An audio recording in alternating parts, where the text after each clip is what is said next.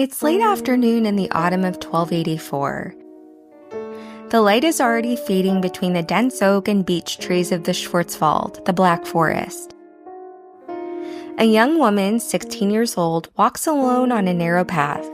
Her name is Greta Mueller. She's carrying a wicker basket to her grandmother's cottage about 2 miles through forest that grows darker with each passing minute. Inside, fresh bread, cheese, honey, and medicinal herbs for grandmother's cough. She's made this walk dozens of times before. But today, something feels different. What Greta doesn't know is that she's being watched. 30 feet to her left, hidden in the dense underbrush, a man crouches motionless. He's been following her since she left the village. He's wearing wolf pelts over his shoulders and back. In the failing light, he looks like part of the landscape itself, something between man and beast. He watches Greta walk past. He notes the red scarf around her neck, a splash of color against the browns and greens of the forest. Easy to track, easy to follow. Then she hears it, a voice. A woman's voice calling from deeper in the forest off to her left. Greta child, is that you? The voice sounds like her grandmother, not just similar, exactly like her. The same quaver, the same breathless quality, the same way of saying her name. But it can't be grandmother, it can't be. Grandmother is sick. She's been bedridden for 3 days with fever and a terrible cough. That's why Greta is bringing her food and medicine. So why would grandmother be out in the forest? Unless the fever made her confused. Unless she wandered outside lost and calling for help. Again she hears, "Greta, please, I've fallen. I can't get up. It hurts." Every instinct screams at Greta that something is wrong. The voice sounds right, but it's coming from the wrong direction, and grandmother wouldn't be out here. She couldn't be. But what if she is? What if she's hurt and alone and Greta just walks past? "Greta, please, I'm so cold." That decides it. Greta takes one step off the path toward the voice.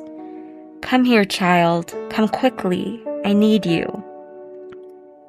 She moves deeper into the forest. The underbrush catches at her skirt. She can barely see the path behind her now. The voice hasn't moved, and now that she's listening, really listening, there's something off about it. Something underneath that doesn't belong. That's when she sees him. Not her grandmother, not an old woman who's fallen. A figure rising from the shadows 20 feet ahead. Tall, broad-shouldered, covered in dark pelts. His eyes catch the last of the light like an animal's, reflective, predatory, fixed on her with absolute focus. For one frozen moment, Greta doesn't understand what she's seeing. It looks like a wolf standing on 2 legs.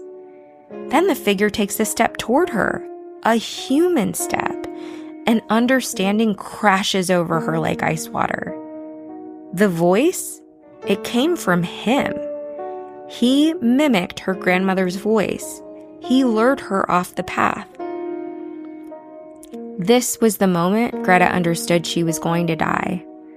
She tries to scream, she tries to run, but he's impossibly fast. His hand clamps over her mouth, his other arm around her waist, lifting her off her feet. He drags her deeper into the forest. Her red scarf catches on a branch and tears free, a splash of crimson left behind like a marker. Greta Mueller's body will be found 3 days later, partially concealed under a pile of leaves and branches less than a quarter mile from her grandmother's cottage. Her red scarf will be missing. Her grandmother, Hilda Mueller, age 68, will be found inside the cottage, strangled in her own bed with a leather cord. The basket Greta was carrying will never be recovered. But if investigators had known to look, they would have found it in a cave 5 miles away, stacked with 11 others just like it.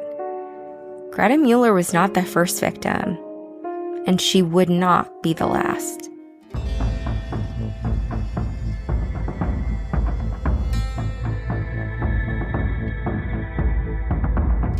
Welcome back to Folklore Forensics, where myth meets true crime.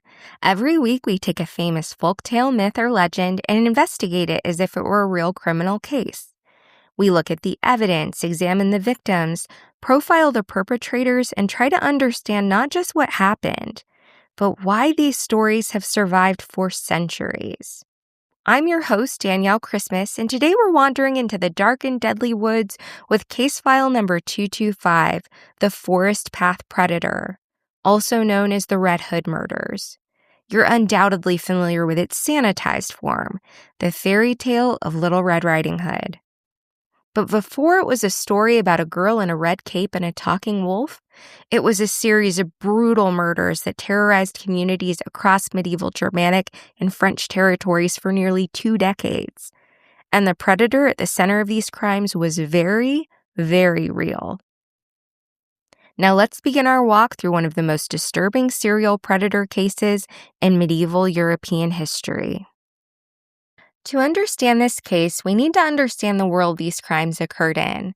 We're talking about medieval Europe, specifically the Germanic territories in northeastern France, during the late 13th and early 14th centuries, roughly 1280 to 1298. This is a world without modern law enforcement, without forensic science, without any kind of centralized criminal investigation system. Justice, when it existed at all, was local, arbitrary, and often brutal. But it was also slow, disorganized, and easily corrupted. The landscape itself is important here.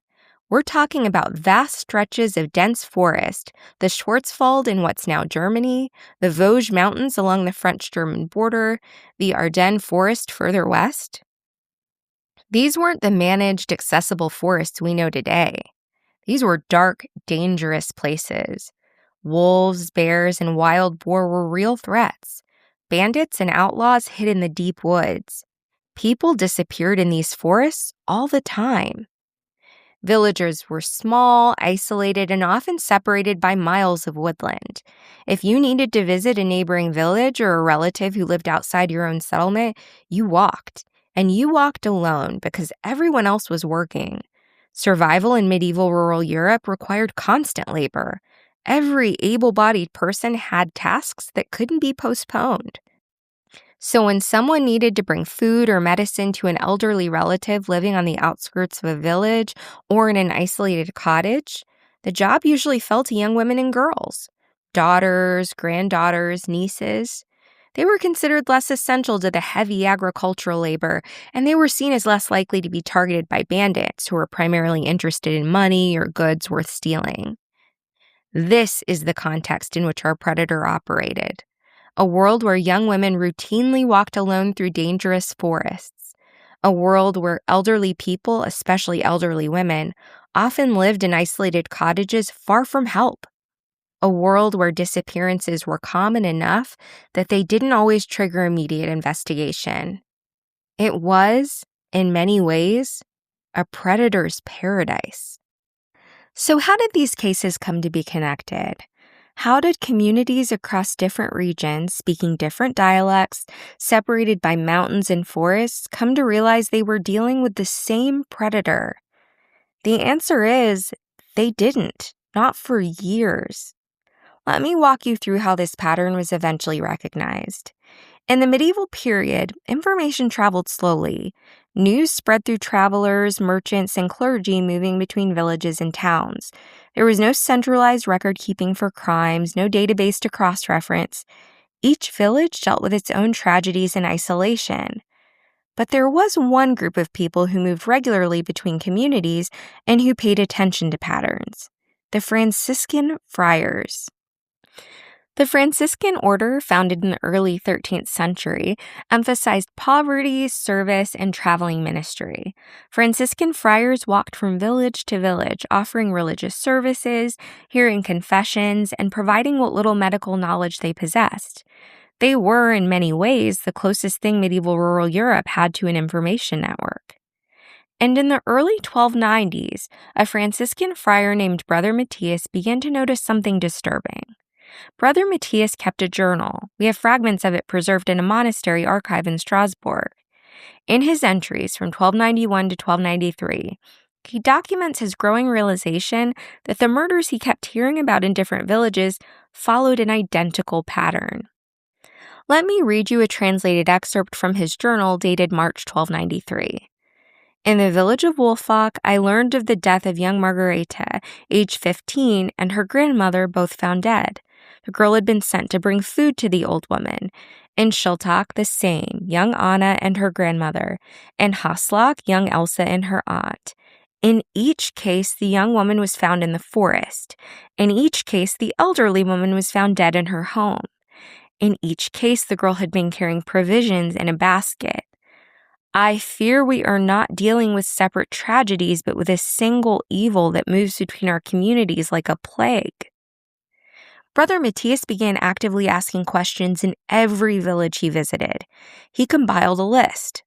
By his count, between 1284 and 1293, there were at least 14 cases that fit the pattern. 14 young women dead, 14 elderly women dead, all in a roughly similar geographic area, all following the same method. He brought his findings to the Bishop of Strasbourg, who brought them to the local secular authorities. And finally, nearly a decade after the first murder, there was an official acknowledgement that these crimes were connected. But by then, the predator had refined his methods. He had become very, very good at what he did. Now, I want to tell you about the victims, not as statistics, not as plot points in a fairy tale, but as real people whose lives mattered, people with hopes and fears and daily routines who were loved. I'm going to focus on 4 cases that are particularly well documented thanks to Brother Matthias's journal and to testimony given during the eventual trial. The first victim we know by name is Greta Mueller, the young woman from our cold open. Greta was 16 years old in the autumn of 1284. She lived in a small village called Wolfach in the Black Forest region. Her father, Friedrich, was a woodcutter. His hands were permanently stained with tree sap and scarred from decades of axe work. Her mother, Margareta, kept a small garden behind their cottage where she grew cabbages, turnips, and herbs.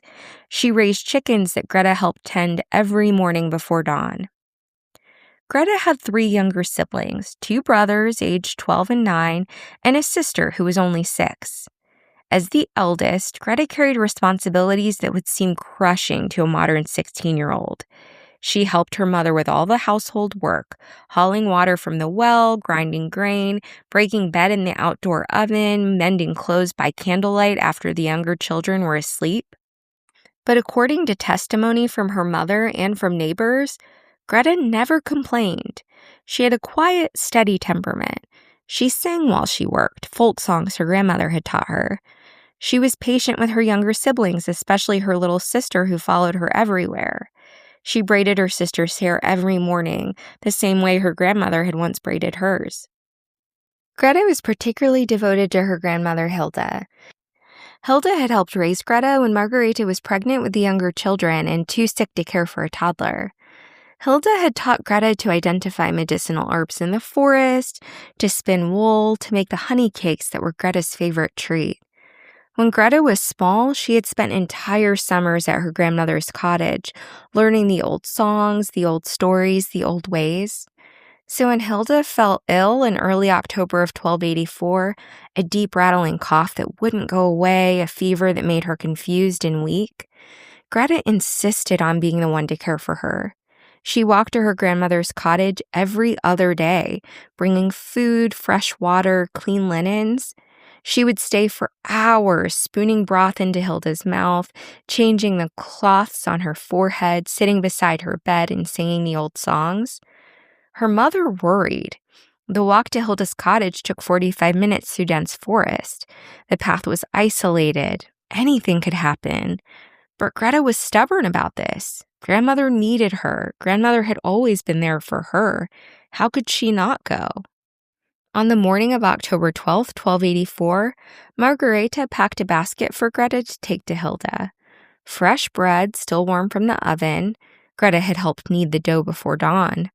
A wheel of cheese they'd made the week before. A clay pot of honey from their own hives. Herbs for tea that might ease Hilda's cough. Margareta pressed the basket into Greta's hands and made her promise. Straight there and straight back. Don't dawdle, don't talk to anyone on the path. Be home before dark. Greta promised.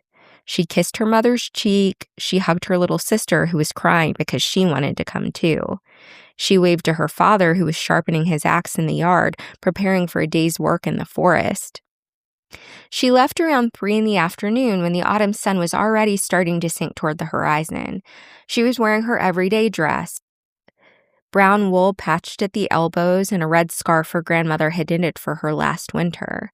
The scarf was Greta's favorite thing.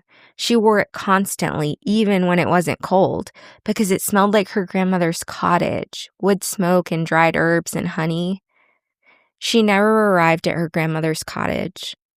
When she didn't return home by nightfall, her father and several other men from the village went searching for her. They carried torches and called her name through the dark forest. They found Hilda first, dead in her bed, strangled with what appeared to be a leather cord. The cottage had been ransacked, blankets pulled from the bed, pots and jars knocked from shelves, Hilda's small collection of herbs scattered across the floor. But nothing of significant value was missing. Whoever had done this wasn't looking for money or goods.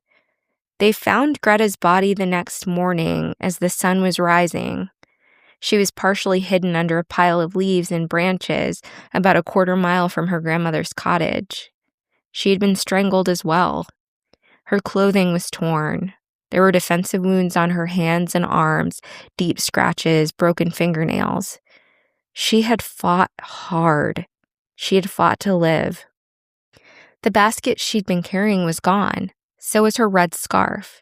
These details will become significant later. Greta's family was devastated. Her father blamed himself for allowing her to walk alone.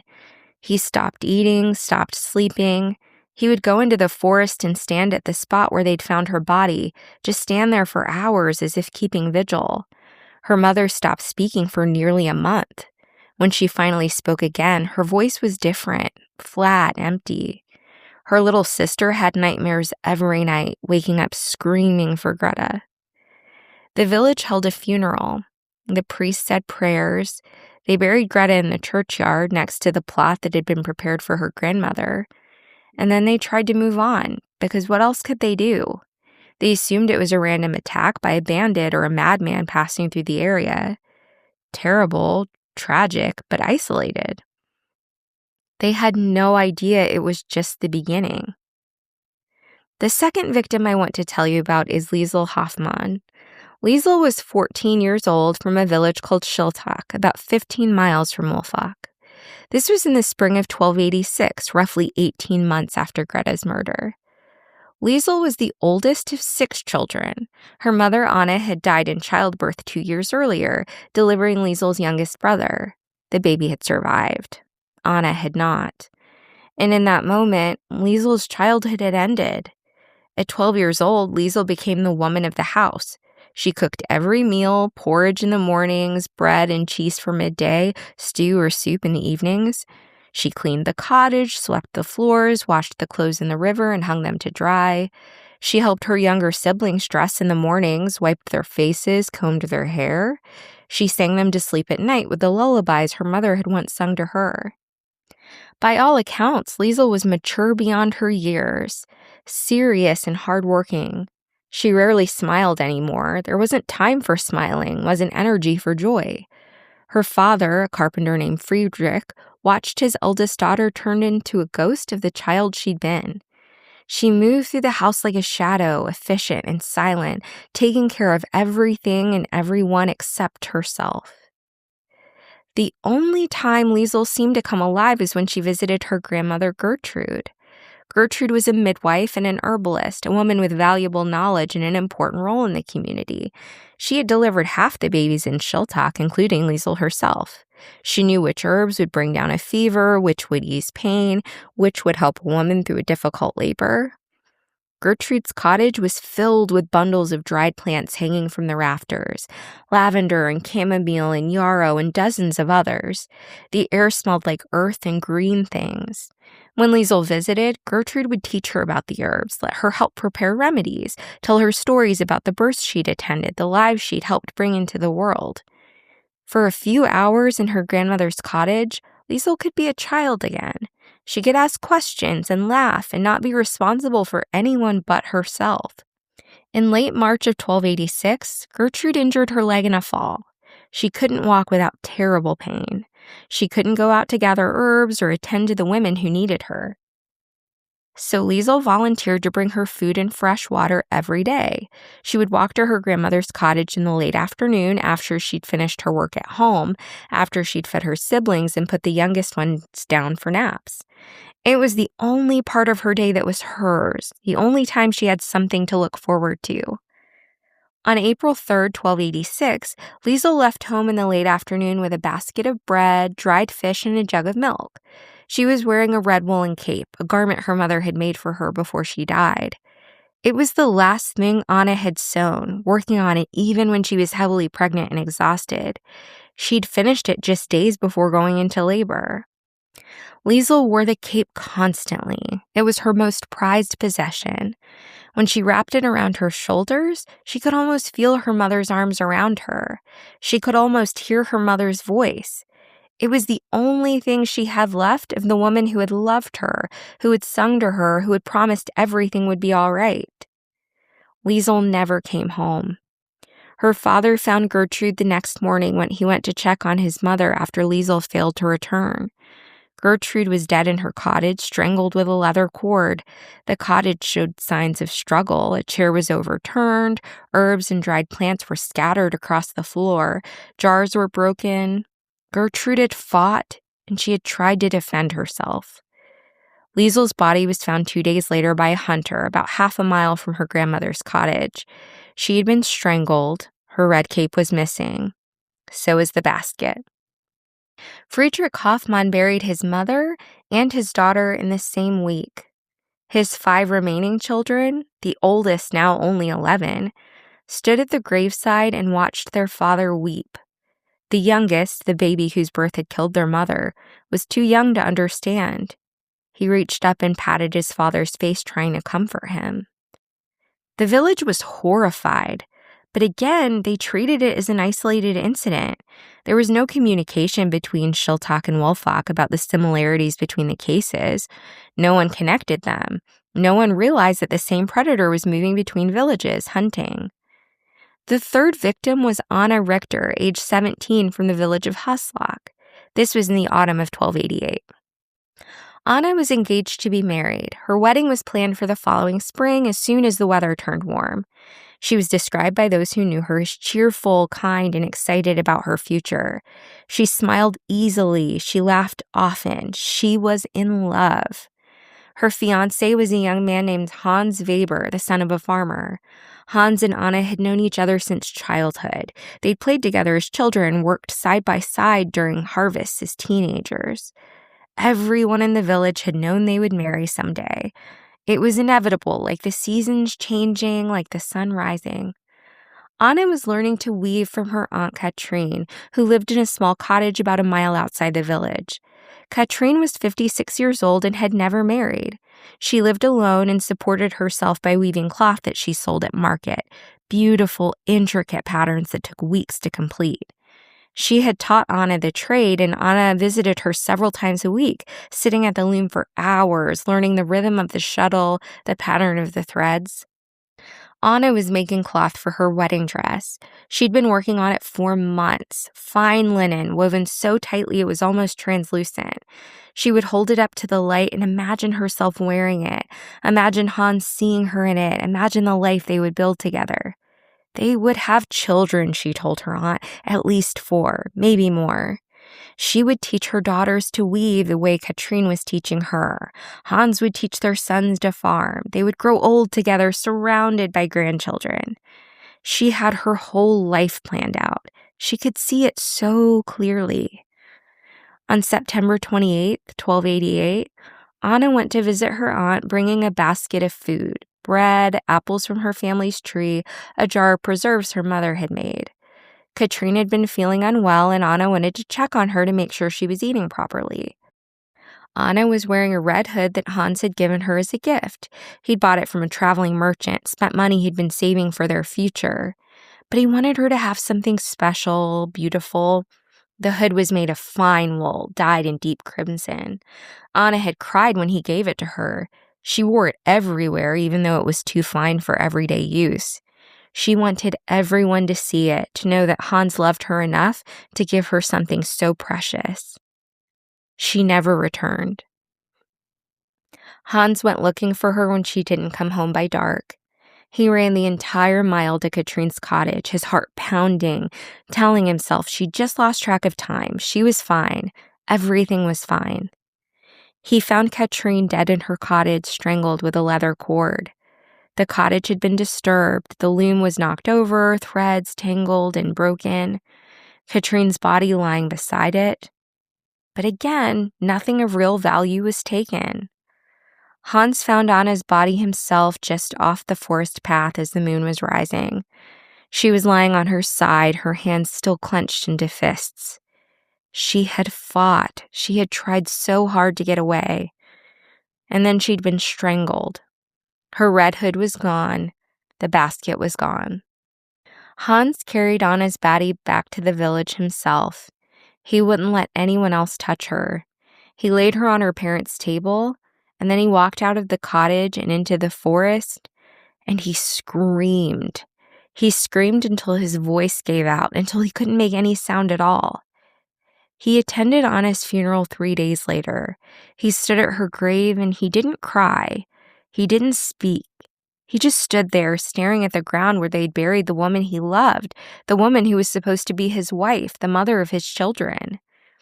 According to Brother Matthias's journal, Hans left the village shortly after Anna's funeral. He told no one where he was going. He just walked away one morning and never came back. Some said he went to join a monastery. Some said he went to fight in the wars in the East. Some said he walked into the forest and let it take him the way it had taken Anna. No one ever heard from him again. The fourth victim I want to tell you about is Elsa Weber, age 15, from a village called Gengenbach. This was in the winter of 1290. Elsa was the daughter of a blacksmith named Klaus. She was described as strong, practical, and unafraid. She had to be, growing up in a household that centered around hard physical labor and the constant danger of fire and molten metal. Elsa helped her father in the forge sometimes, which was unusual for a girl. She would work the bellows, pumping air into the fire until the coals glowed white hot. She would hold tools steady while her father hammered. She could lift an anvil that grown men struggled with. Her arms were muscled, her hands calloused. She wasn't delicate or decorative. She was useful, capable, strong. Some of the village women clucked their tongues and said Klaus was raising his daughter like a son, that it wasn't proper, that Elsa would never find a husband if she kept working like a man. But Klaus didn't care. His wife had died when Elsa was young, and he'd raised his daughter the only way he knew how, to be tough and competent and able to take care of herself. Elsa loved the forge. She loved the heat of it, the smell of hot metal and coal smoke, the rhythm of her father's hammer, the way raw iron could be shaped into something useful and beautiful. She loved working beside her father, the two of them moving in sync, not needing to speak because they understood each other perfectly. She wasn't afraid of much, not of fire, not of hard work, not of the dark. Her father had taught her to be brave.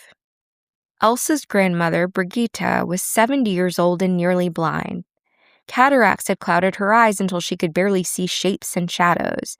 She lived in a cottage at the edge of the forest, and she refused to move into the village, refused to live with Klaus and Elsa, refused to admit that she needed help. But she did need help. She couldn't fetch water from the well without stumbling. She couldn't chop wood for her fire. She couldn't prepare food without cutting herself or burning herself. So Elsa visited her every few days to do the tasks Brigitte could no longer do herself. Brigitte was proud and stubborn and difficult.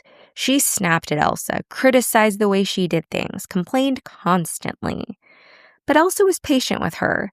She understood that Brigitte's sharpness came from fear of being helpless, fear of being a burden, fear of losing the last shreds of her independence. On January 15th, 1290, Elsa went to visit her grandmother carrying a basket of supplies: bread, salted pork, turnips, a jug of beer. She was wearing a red scarf wrapped around her head and shoulders, a gift from her mother, one of the few things she had left from the woman she barely remembered. It was bitterly cold that day. Snow had fallen the night before, and the forest was silent and white. Elsa's breath made clouds in the air. Her boots crunched through the snow on the path. She didn't come home. Klaus went looking for her the next morning when she still hadn't returned. He found his mother first, dead in her cottage, strangled with a leather cord. The cottage was in disarray, furniture overturned, Brigitte's few possessions scattered. She had fought despite her age and blindness. She had tried to defend herself. Klaus found Elsa in the forest about a quarter-mile from Brigitte's cottage. She was lying in the snow, her body already cold. She'd been strangled, her red scarf was missing, and the basket was gone. But there was something else. Elsa's hands were bloody. There was skin under her fingernails. She had fought back hard, harder than any of the other victims. She had hurt her attacker. She had marked him. Klaus carried his daughter's body back to the village. He laid her on the table in the forge, in the place where she had worked beside him, where she had been strong and capable and unafraid. And then he went to the village authorities, and he demanded that they do something. He demanded that they find whoever had done this. He demanded justice. But this time, there was something different. This time, there was a witness. A woodcutter named Johann had been working in the forest that day, about a quarter-mile from where Elsa's body was found. He told the village authorities that he had heard a woman's voice calling out in the late afternoon, a voice that sounded like an old woman crying for help. He had thought about investigating, but it was getting dark and he needed to get home. He assumed it was someone from the village and that they would be fine. He assumed someone else would help. He would regret that assumption for the rest of his life. That voice, calling for help in the forest, would become a crucial piece of evidence because it meant the predator was using a specific tactic, mimicking the voices of elderly women to lure his victims off the path. So let's talk about the predator's methods, because once Brother Matthias compiled his list and the pattern became clear, investigators could see exactly how this predator operated. And it was sophisticated, disturbingly sophisticated. Let me walk you through his process. First, surveillance and target selection. The predator chose his victims carefully. He targeted young women who were known to regularly visit elderly female relatives living in isolated locations. This required knowledge of the community. He had to know who lived where, who visited whom, and when those visits typically occurred. This suggests one of two things. Either the predator was a member of these communities, or he spent significant time observing them before striking. Given that the murders occurred across multiple villages over a wide geographic area, the second option seems more likely. He was an outsider, a traveler, someone who could move between communities without attracting superstition.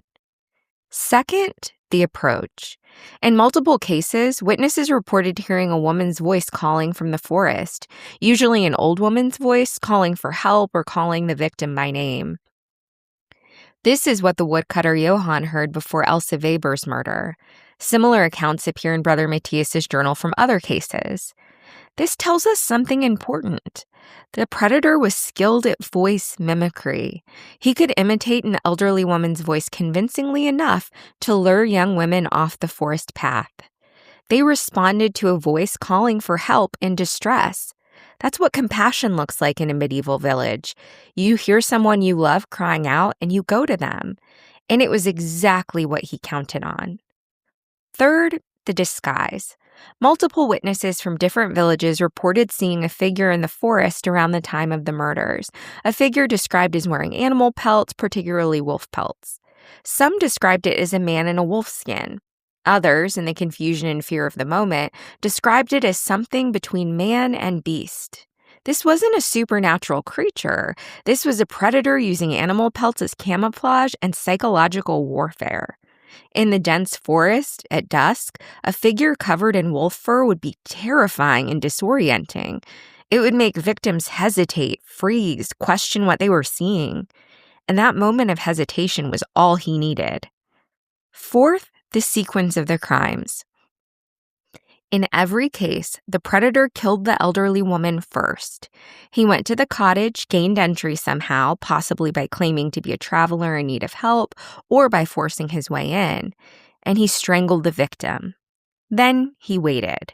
He waited for the young woman to arrive. When she approached the cottage, he would call out to her, using the voice mimicry, luring her off the path or into the cottage. Then he would attack. After killing the young woman, he would take her basket and any red garment she was wearing, a cape, a hood, a scarf. These items were never recovered. We can only speculate about why he took them. Trophies, most likely, souvenirs of his crimes. Fifth, the disposal of the bodies. The elderly women were always left in their cottages.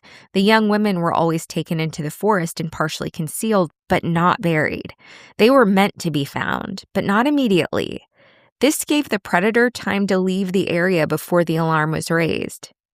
This was a predator who planned carefully, who understood human psychology, who used the landscape and the social structures of medieval village life to his advantage.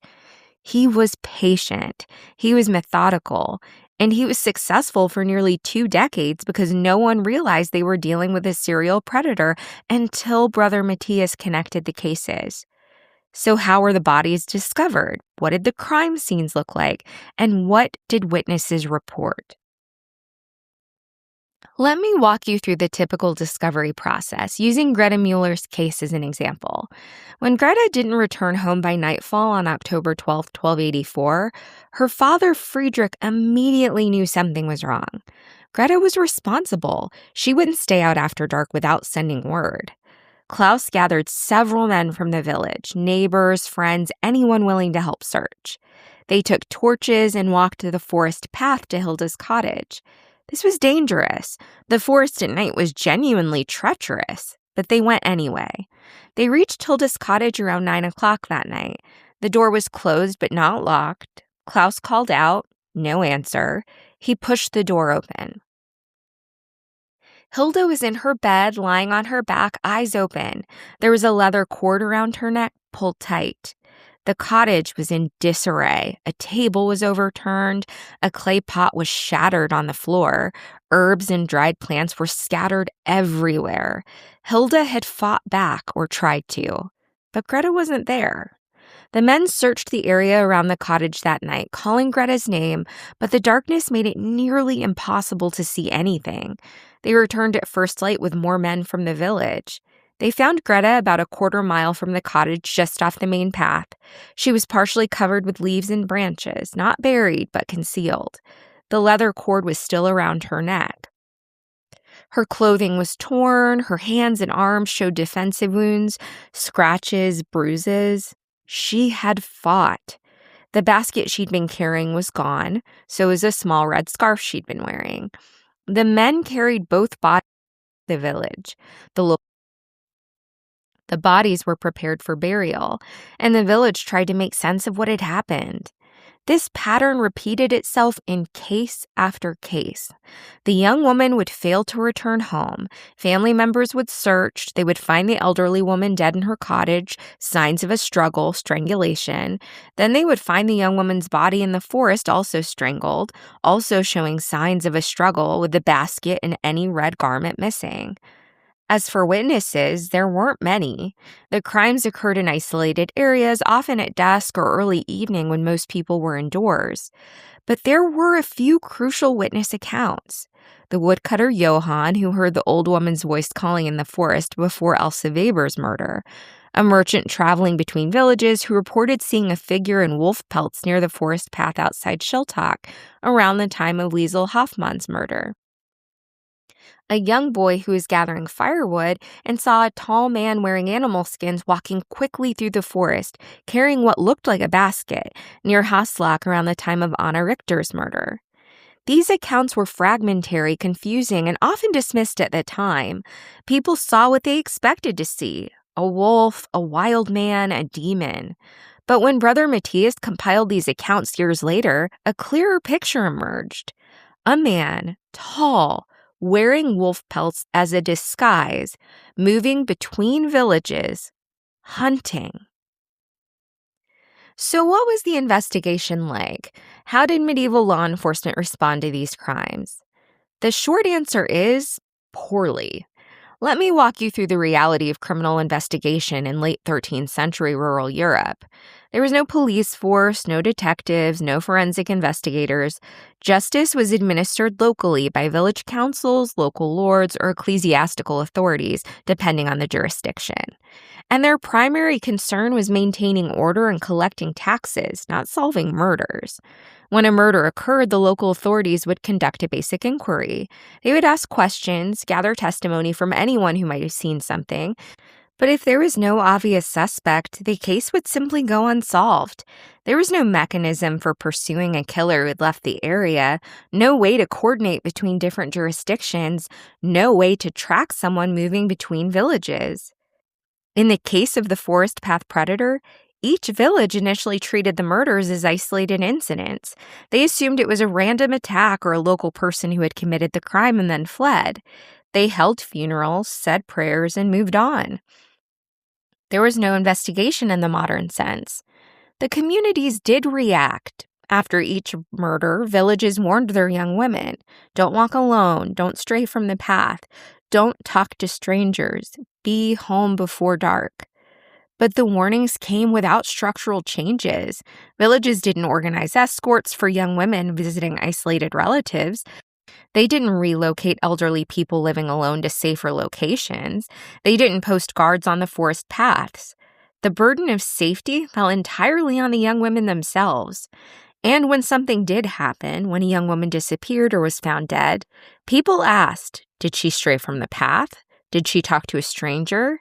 Did she ignore the warnings? As for official investigation, there was essentially none until Brother Matthias brought his findings to the Bishop of Strasbourg in 1293. And even then, the response was slow and inadequate. The bishop sent letters to various local authorities, informing them of the pattern and urging them to be vigilant.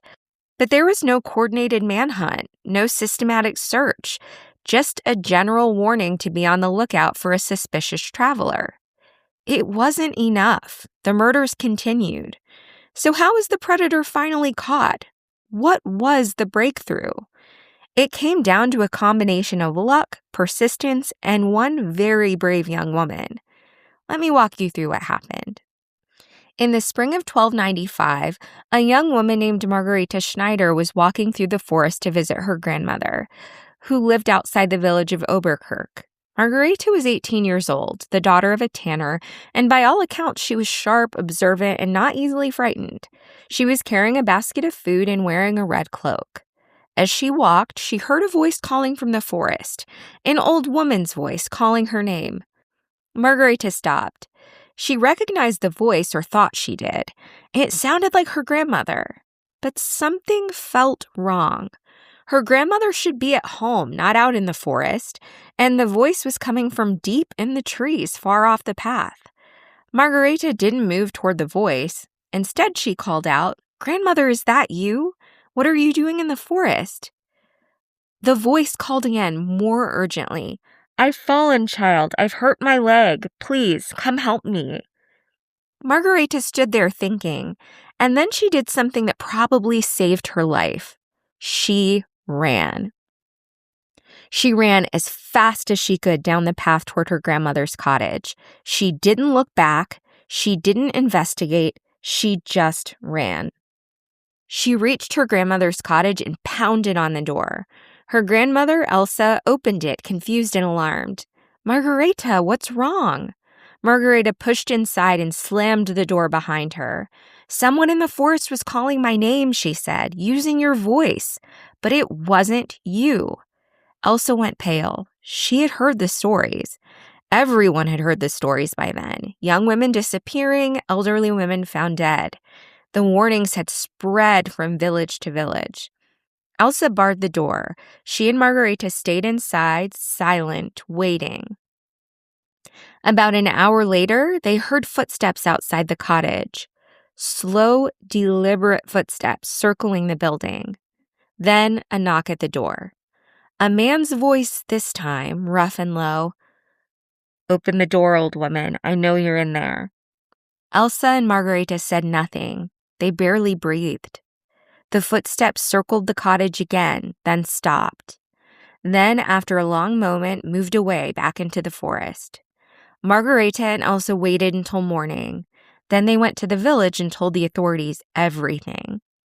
This time, the authorities acted, because this time they had something they'd never had before, a potential witness who had survived an encounter with the predator and a location where he had been seen recently. The local bailiff, a man named Otto Keller, organized a search party. 20 men armed with axes, hunting spears, and clubs. They searched the forest around Elsa's cottage looking for any sign of the predator. They didn't find him that day or the next day, but on the third day, a hunter named Friedrich reported seeing a man matching the description, tall, wearing wolf pelts, near a cave system about 5 miles from Oberkirch. Otto Keller and his men went to investigate. They found the cave, and inside, they found evidence that someone had been living there, a bedroll, supplies, tools. And they found a collection of items that made their blood run cold. Wicker baskets, at least a dozen of them, stacked in a corner. Red fabric, capes, hoods, scarves, folded and stored like treasures. And leather cords, the kind used for strangulation. They set a trap. They left men hidden near the cave, and they waited. 2 days later, the predator returned. The man they arrested was named Alaric Wolf. Yes, his surname was actually Wolf with 2 Fs. It was almost too perfect, too on the nose, but it's documented in the trial records. Alaric Wolf was approximately 40 years old, tall, lean, with dark hair and a beard. He was a drifter, a man with no permanent home, no family ties, no ties to any community. He survived by doing odd jobs, woodcutting, hunting, guiding travelers through the forest, and by theft, and by murder. Let me walk you through what we know about him based on testimony from his trial and from Brother Matthias's journal. Alaric Wolf was born in a small village in the Vosges Mountains, the son of a woodcutter. His mother died when he was young. His father was described as brutal and violent, a man who beat his son regularly. When Alaric was about 15, his father died in a logging accident. Alaric left the village and never returned. For the next 25 years, he wandered. He moved from village to village, forest to forest, never staying in one place for long. He learned the skills he needed to survive in the wilderness: tracking, hunting, navigating by the stars. He learned to move silently through the forest. He learned to read people, to understand their routines and vulnerabilities. And at some point, he started killing. During his trial, Alaric Wolf confessed to 17 murders, 17 young women and 17 elderly women, 34 victims in total. Brother Matthias had documented 14 cases. There were 3 more that authorities knew about but hadn't connected to the pattern yet. That left 17 confirmed cases. But Alaric claimed there were more. Cases that were never discovered, bodies that were never found. He wouldn't say how many. He seemed to enjoy the uncertainty, the fear it created. So what was his motive? Why did he do this? The trial records give us some insight, though we have to be careful about taking them at face value. Medieval trials were not concerned with psychological analysis. They were concerned with guilt, punishment, and moral condemnation. But from Alaric's own testimony, a picture emerges. He targeted young women because they were vulnerable and because he could. He targeted elderly women because they lived alone and because killing them first gave him access to the cottages where he could wait for his primary victims. He used the voice mimicry and the wolf pelts because they worked. They gave him a psychological advantage. They created fear and confusion. He took the baskets and the red garments as trophies. He kept them in his cave where he could look at them and remember. But there was something else, something darker. During the trial, Alaric made a statement that was recorded by the court scribe. Let me read it to you. Quote, "They walked through my forest like they owned it, like they had no fear. I wanted them to be afraid. I wanted them to know that the forest was mine and they were my prey." This is the psychology of a predator who saw himself as an apex hunter. He viewed the forest as his territory and the young women who walked through it as his rightful prey. He dehumanized them completely. And the red garments? He specifically targeted young women wearing red because it made them easier to spot in the forest. Red stood out against the green and brown of the trees and marked them as targets. Alaric Wolf's trial took place in the summer of 1295 in the town of Strasbourg. It was presided over by a secular court with ecclesiastical observers present, including Brother Matthias. Medieval trials were not like modern trials. There was no presumption of innocence, no defense attorney, no jury of peers. The accused was questioned, witnesses testified, and the judge rendered a verdict based on the evidence and his own judgment. Alaric Wolf confessed to the murders. He showed no remorse. He described his crimes in detail, almost boastfully. He seemed to enjoy the attention, the fear he inspired. The verdict was never in doubt. He was found guilty of multiple murders and sentenced to death. The execution took place in August 1295 in the public square in Strasbourg. The method was breaking on the wheel, a brutal form of execution where the condemned person's limbs were broken with an iron bar, and then they were left on a large wheel to die slowly. It was meant to be a public spectacle, a demonstration of justice, a warning to others. Hundreds of people attended. Families of the victims were there. Brother Matthias was there. Alaric Wolf died slowly over the course of several hours. According to witnesses, he cursed the crowd until he could no longer speak. After his death, his body was left on the wheel for 7 days, then taken down and buried in unconsecrated ground outside the town. His possessions, including the baskets and red garments, were burned. He was dead. 34 people were dead.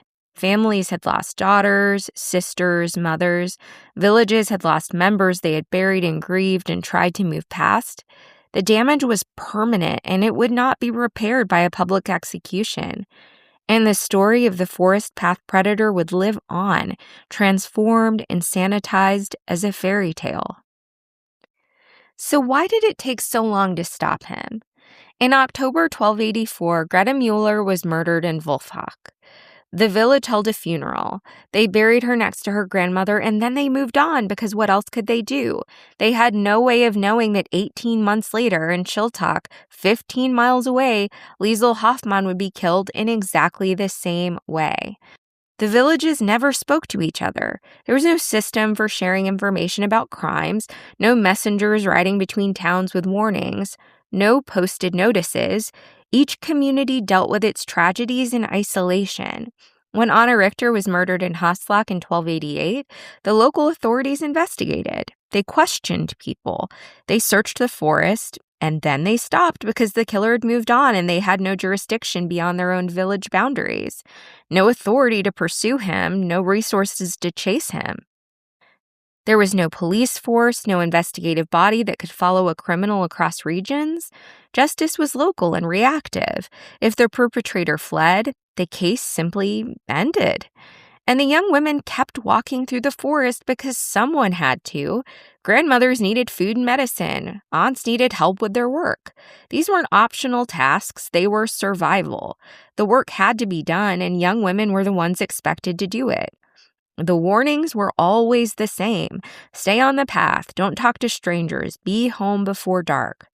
When bodies were found, people said, the forest is dangerous, everyone knows that. People disappeared in the forest all the time, to wild animals, to accidents, to bandits. It was easy to see each death as isolated, as just another tragedy in a landscape full of them. The pattern was there, but it was camouflaged by the ambient danger of medieval life. After Elsa Weber's murder in 1290, her father Klaus demanded action. He went to the village authorities, he went to the regional lord, he demanded they find whoever had done this. But it took 4 more murders, 4 more young women dead before the Franciscan monks began their investigation, before anyone with resources and authority took the pattern seriously. And when Margareta Schneider heard that voice calling from the forest, when every instinct told her something was wrong, she ran. She trusted herself. She survived. Margareta survived by listening to her own instinct. Others may have had the same instinct and suppressed it, or never developed it at all. The records don't tell us these things. We know only that 34 people died and 1 woman lived. For more than a decade, Alaric Wolf killed. There were no systems connecting villages, no coordinated investigation across regions, no way to see the pattern until a monk began writing things down. Each death was isolated, each village grieved alone. The forest remained a dangerous place where young women had to walk, and no one could say with certainty why so many of them never came home. 34 people died in those gaps. So how did this true crime case become the fairy tale we know as Little Red Riding Hood?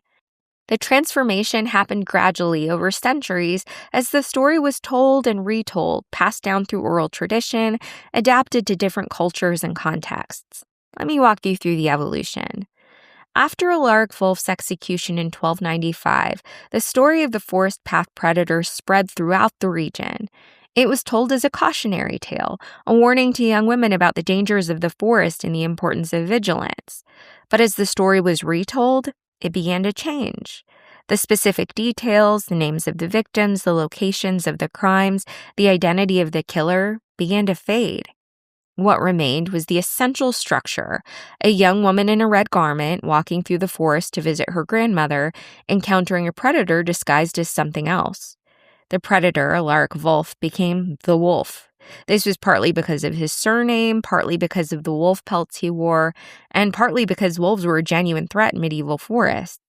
The wolf became a symbol, a stand-in for all the dangers that lurked in the dark woods. The voice mimicry became the wolf's ability to talk, to deceive, to trick the young woman into revealing information about where she was going. The disguise, the wolf pelts, became the wolf literally disguising itself as the grandmother, wearing her clothes, lying in her bed. This story became a fairy tale, a fable, a teaching tool. It was told to children to warn them about strangers, about straying from the path, about the dangers of the world beyond the safety of home. Different versions emerged in different regions. In some versions, the young woman escapes. In others, she's rescued by a huntsman who cuts open the wolf's belly and saves both the girl and the grandmother. In the earliest versions, the ones closest to the original crimes, the girl dies. There is no rescue. There is only the warning, be careful or this will happen to you. The story was first written down in the 17th century by French author Charles Perrault, who published a version called Le Petit Chaperon Rouge in 1697. Perrault's version was dark and moralistic. The girl dies at the end, eaten by the wolf, and Perrault includes an explicit moral warning about the dangers of talking to strangers. Then, in the early 19th century, the Brothers Grimm collected and published their version, Rootkäppchen, in 1812. The Grimm version is the one most of us know today, the one with the huntsman who rescues the girl and the grandmother by cutting open the wolf's belly. The Grimm brothers were folklorists, scholars who traveled through German-speaking regions collecting traditional stories from oral tradition. They were interested in preserving what they saw as authentic Germanic folk culture. But they also edited the stories they collected. They made them more suitable for children, more morally instructive, more aligned with their own cultural and political goals. In the case of Little Red Riding Hood, they added the rescue scene. They gave this story a happy ending. They transformed it from a dark warning about inevitable danger into a story about salvation and the restoration of order. And in doing so, they completed the transformation of the forest path predator case from true crime to fairy tale. The real victims, Greta Mueller, Liesel Hoffmann, Anna Richter, Elsa Weber, and all the others, were forgotten. Their names, their lives, their stories were erased. What remained was a sanitized, symbolic version of their deaths, repackaged as a children's story. That's it for the Red Hood murders, case file number 225, but the story doesn't end there. Keep listening for a brief case epilogue on the Brothers Grimm. When the Brothers Grimm were collecting stories for their fairy tale anthology in the early 1800s, they interviewed hundreds of people, mostly women, mostly from rural areas, mostly from the lower classes. These were the people who preserved oral traditions, who told stories to their children and grandchildren, who kept the old tales alive.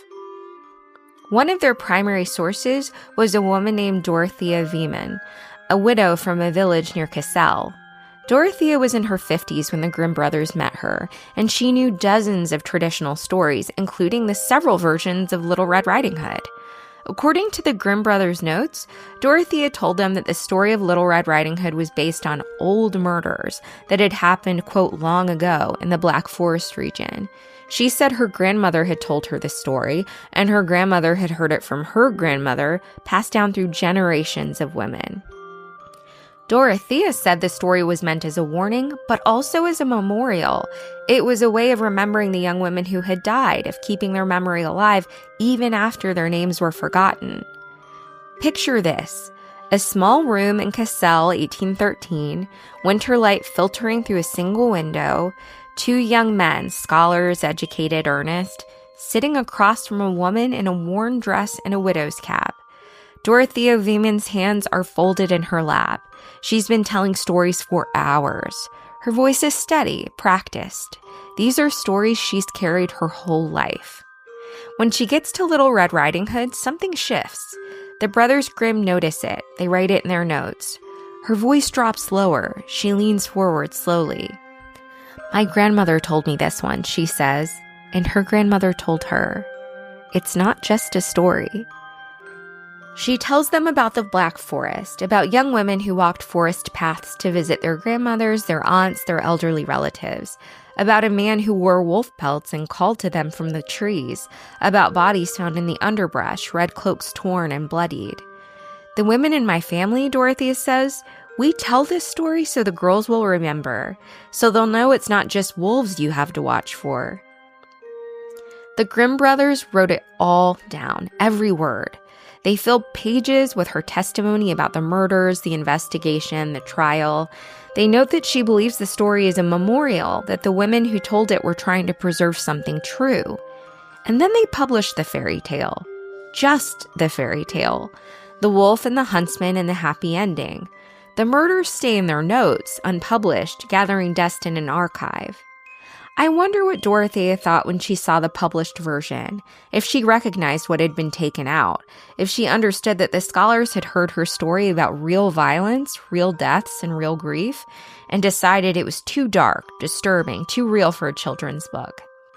She died in 1815, 2 years after meeting the Grimm brothers. She's buried in a churchyard near Cassel. Her gravestone doesn't mention the stories she preserved, the memories she carried, or the truth she tried to tell. But the story survived, transformed, sanitized, stripped of its origins, but it survived. And sometimes, late at night, when I'm reading through old archives and trial records and fragments of medieval journals, I think about all the Dorotheas, all the women who carried these stories, who understood what they really meant, who tried to pass them down intact. I think about Greta Mueller walking through the forest with a basket of food, thinking about her grandmother's cough. I think about Liesel Hoffmann in her red cape, the one her mother made her, carrying bread to her aunt. I think about Anna Richter, excited about her wedding, imagining the future she'd never have. I think about Elsa Weber, strong and capable, who fought back and almost escaped. Their names were forgotten. The details of their lives were lost.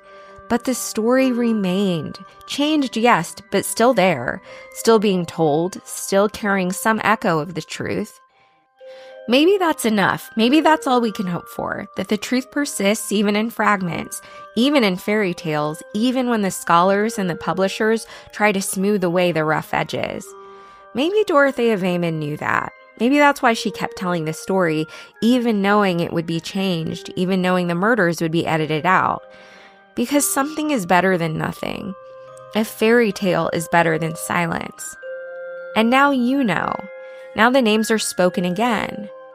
Greta, Liesel, Anna, Elsa, and 30 others whose names we've lost, but whose deaths mattered, whose lives mattered, who deserve to be more than just a cautionary tale about staying on the path. Next week, we'll reopen another case, examining legends and lore through the lens of true crime. I'm Danielle Christmas, and you've been listening to Folklore Forensics. Folklore Forensics is written and hosted by me and produced by Audio Ellis. Theme music is by The Soundlings and Josh Pan. You can find us on Apple Podcasts, Spotify, or wherever you listen to podcasts. Follow Folklore Forensics on Instagram at Folklore Forensics. Please send future case suggestions to folkloreforensicspod@gmail.com. Until next time, stay curious and always follow the evidence.